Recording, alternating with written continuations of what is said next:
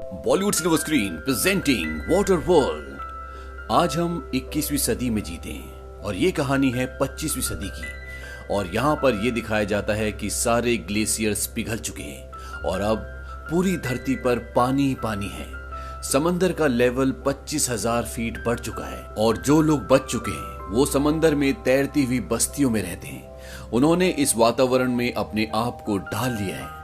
लेकिन एक mythological theory है जिसके मुताबिक ओशियन के अंत में एक ड्राई लैंड है और ये सब वहां तक पहुंचना चाहते हैं। यहाँ पर एक आदमी को दिखाया जाता है जिसका नाम मैरिनर है। उसके पास एक बोट है और वो एक डिब्बे में टॉयलेट करता है, उसे एक मशीन में डालता है और वो साफ हो जाता है। उसके बाद वो उस पानी को पी लेता है क्योंकि समंदर का पानी नहीं पिया जा सकता और इस वक्त पानी की कीमत बहुत ज्यादा होती है। तभी मैरिनर को अपने सामने एक नाव दिखती है, उसमें एक आदमी होता है।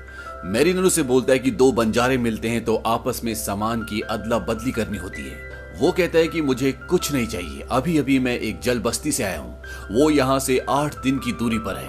तभी उन्हें दो लोग दूर से आते हुए नजर आते हैं। इन्हें स्मोकर्स कहा जाता है और ये सब लोगों को मार देते हैं। और जैसे ही वो दूसरा आदमी उन स्मोकर्स को देखता है तो मैरिनर को उसके कुछ फल दिखाता है जो उसने उसकी नाव से चुरा लिए होते हैं। वो कहता है कि तुम यहाँ से कभी नहीं निकल पाओगे क्योंकि उसकी नाव खराब होती है और वो वहां से निकल जाता है। मैरिनर एक हैंडल को खींचता है और तभी उसकी नाव में बड़े बड़े पर्दे लग जाते हैं। दरअसल उसकी नाव काफी एडवांस होती है। इस नाव को ट्रिमरन कहा जाता है और अब उसकी नाव स्पीड में चलना शुरू हो जाती है और जो उसके फल चुराकर भागा होता है वो उसकी नाव का पर्दा तोड़कर आगे निकल जाता है और पर्दा टूटने के बाद उसकी नाव की स्पीड कम हो जाती है और पीछे से जो स्मोकर्स आ रहे होते हैं वो उसे मार देते हैं। लेकिन मैरिनर वहां से बचकर निकल जाता है और वो उस जल बस्ती तक पहुंच जाता है जहां के बारे में उस आदमी ने उसे बताया होता है। और गेट पर पहुंचने के बाद वो उन लोगों को कुछ सामान दिखाता है। वो कहते हैं कि हमारे पास काफी व्यापारी हैं। लेकिन जब मैरिनर उन लोगों को मिट्टी दिखाता है तो वो चौंक जाते हैं। जिस तरह से आज के युग में हीरे जवाहरात बहुत कीमती होते हैं, उस वक्त मिट्टी बहुत कीमती होती है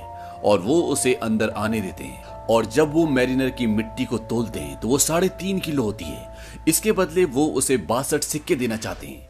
लेकिन मैरिनर कहता है कि मुझे 62 नहीं बल्कि इसके दुगने चाहिए और वो दुगने सिक्के देने के लिए तैयार हो जाते हैं।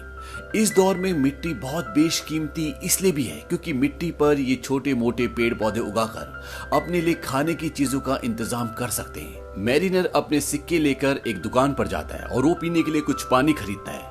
वहीं पर एक टमाटर का पौधा भी होता है। मैरिनर इस पौधे को खरीदना चाहता है। दुकान वाली लड़की उसे बोलती है कि तुम्हारे आधे सिक्के मुझे चाहिए और मैरिनर उसे आधे सिक्के दे देता है और उस टमाटर के पौधे को उससे खरीद लेता है। मैरिनर जिस लड़की से ये खरीदता है इसका नाम हेलन होता है और इसके साथ एक लड़की भी होती है और ये उसकी गार्डियन है। उस लड़की का नाम एनोला होता है। अब मैरिनर वहां से सामान खरीद कर जा रहा होता है। तभी उसी बस्ती के कुछ लोग उसके पास आते हैं और उनके साथ एक लड़की भी होती है और वो मैरिनर को कहते हैं कि तुम इसके साथ संबंध बनाओ और जब ये गर्भवती हो जाए तो तुम अपनी जरूरत का सामान लेकर यहाँ से जा सकते हो। और वो ऐसा इसलिए कहते हैं क्योंकि ये इस बस्ती का नहीं है और इनकी जो प्रजाति है, इनकी जो जीन्स हैं वो अब कमजोर हैं। लेकिन मैरिनर साफ साफ मना कर देता है। वो कहता है कि तुम्हारे पास कुछ भी नहीं है जो तुम मुझे दे सको, तुम लोग मर रहे हो। वो जाने लगता है।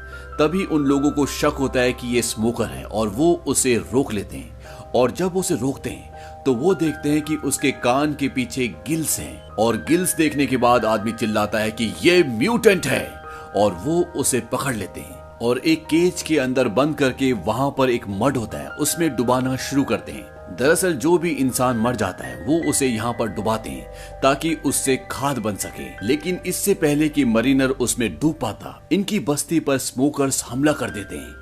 यहाँ पर एक आदमी होता है जिसका नाम ग्रिगोर होता है। ये एक इन्वेंटर है और इसके पास उड़ने वाला बलून होता है।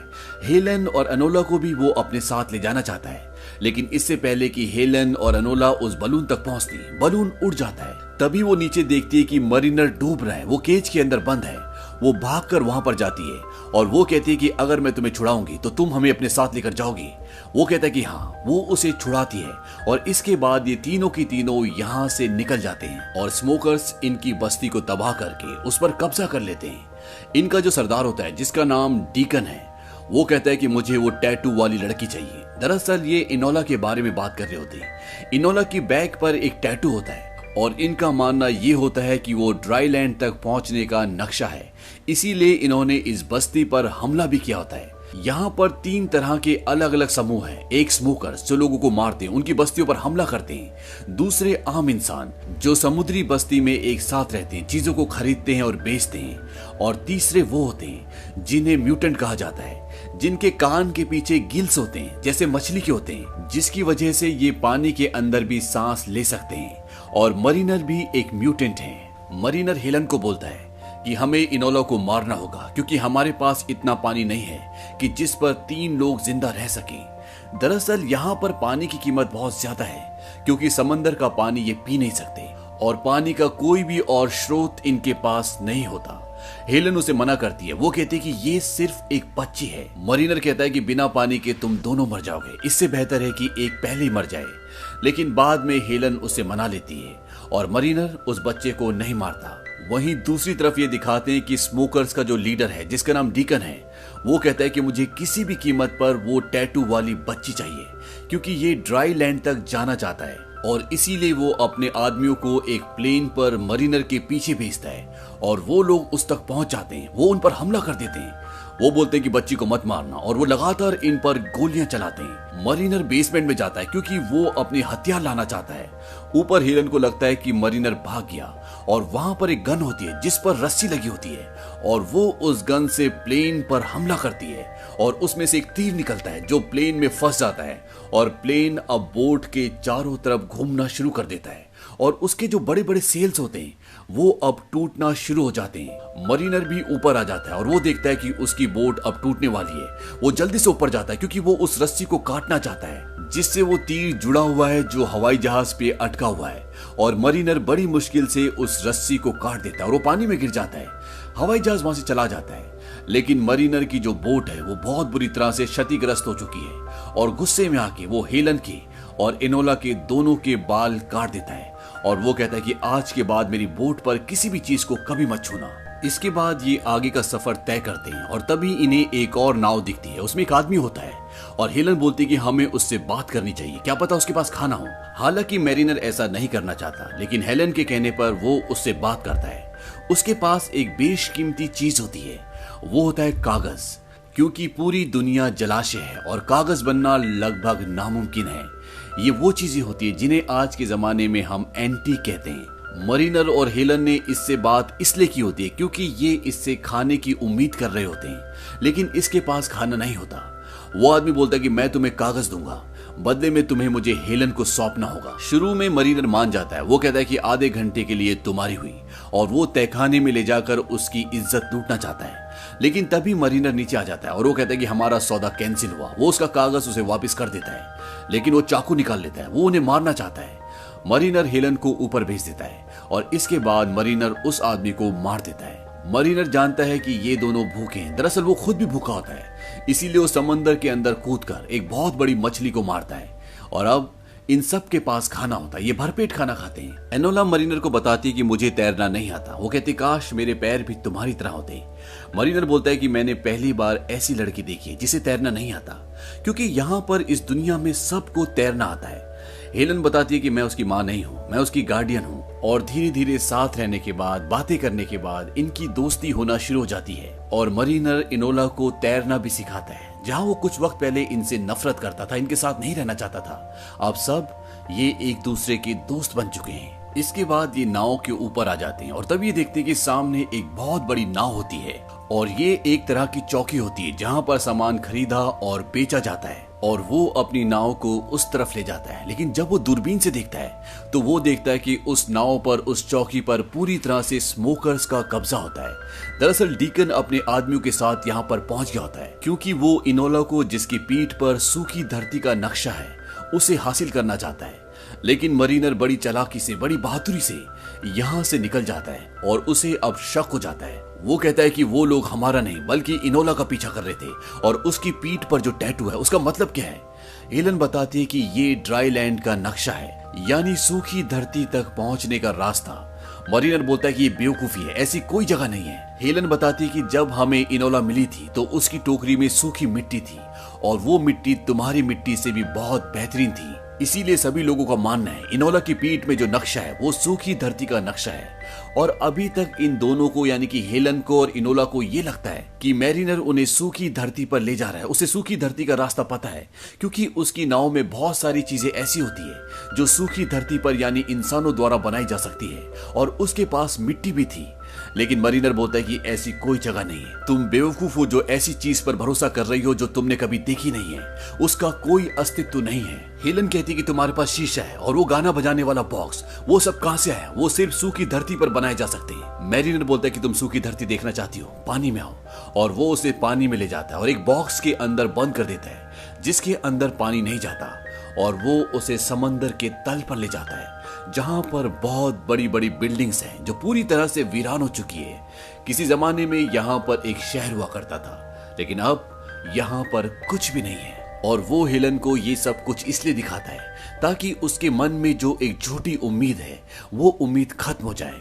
और जब ये ऊपर आते हैं तो ये देखते हैं कि इनकी नाव पर स्मोकर्स ने पूरी तरह से कब्जा कर लिया होता है। और वो इन दोनों से पूछते हैं कि इनोला कहाँ है। दरअसल इनोला उन्हें देखकर नाव में कहीं छुप गई होती है।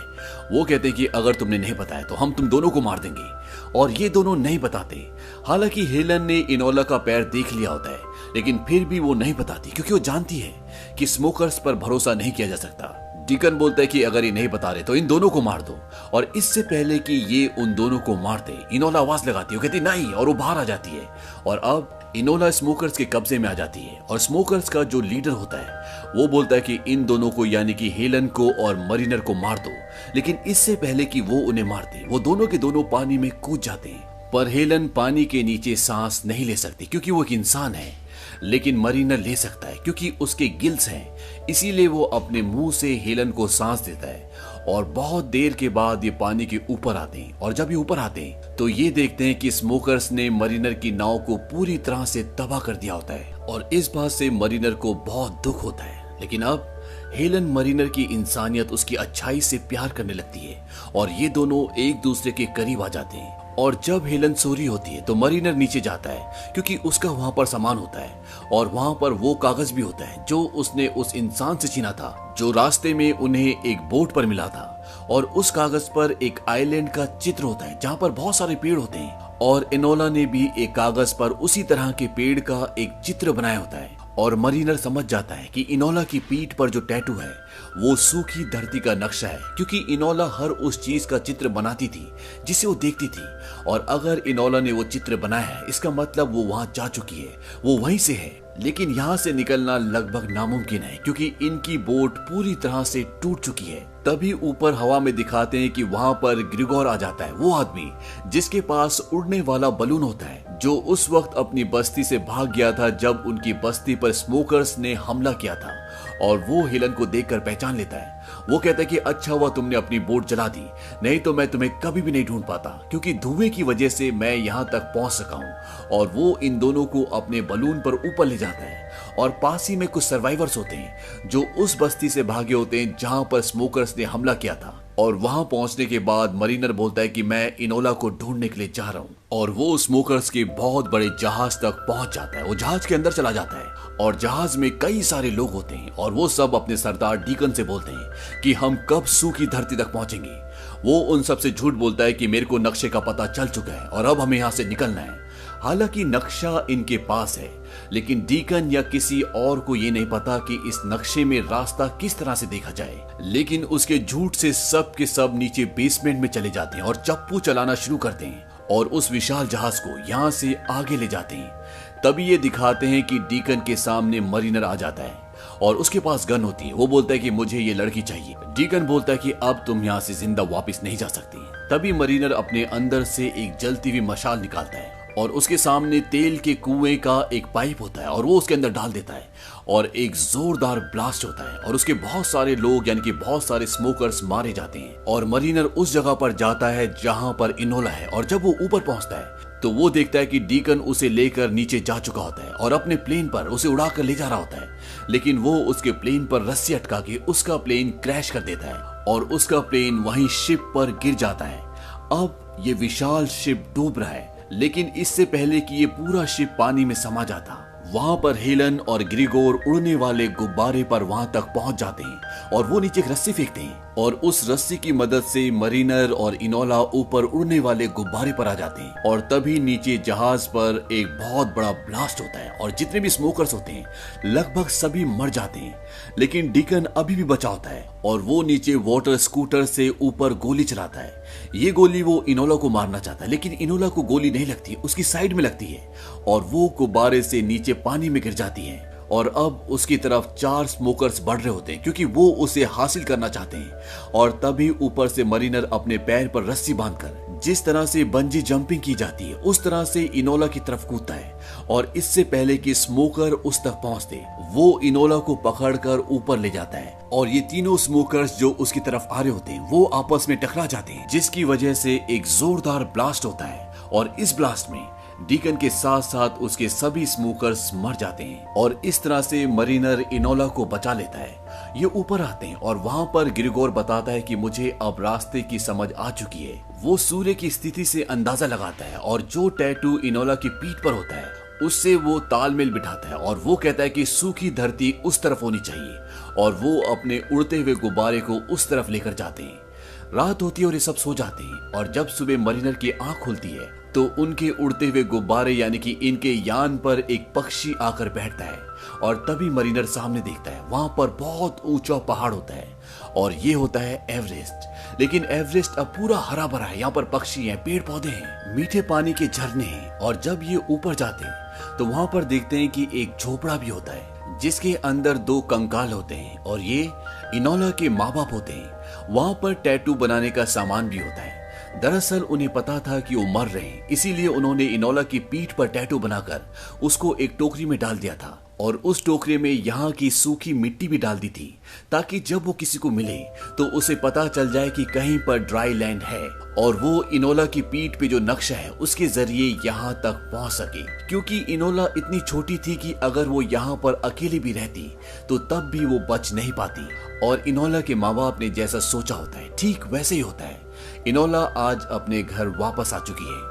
वहीं दूसरी तरफ ये दिखाते हैं कि मैरिनर को यहाँ पर बिल्कुल भी अच्छा नहीं लग रहा होता क्योंकि वो इंसान नहीं है, उसके गिल्स हैं और इसीलिए वो वापस समंदर में जाना चाहता है। उसे लगता है कि समंदर उसे बुला रहा है। वो अपने लिए एक बार फिर से एक नाव बनाता है और वापस समंदर में जाने की तैयारी करता है। लेकिन इनोला और हेलन नहीं चाहते कि वो वापस जाए। हेलन उससे प्यार भी करती है लेकिन मैरिनर को जाना है और वो इन दोनों को अलविदा कहकर वापस उसी जगह चला जाता है जो उसकी असली जगह है यानी समंदर में। और इसी के साथ ये फिल्म, ये कहानी यहाँ पर खत्म हो जाती है। ये फिल्म सन 1995 में रिलीज हुई थी और IMDb पे इसकी रेटिंग है 6.2। इस फिल्म का बजट था $175 मिलियन और बॉक्स ऑफिस पर इस फिल्म ने कमाई की थी $265 मिलियन की। उम्मीद करते हैं कि ये कहानी आपको पसंद आई होगी।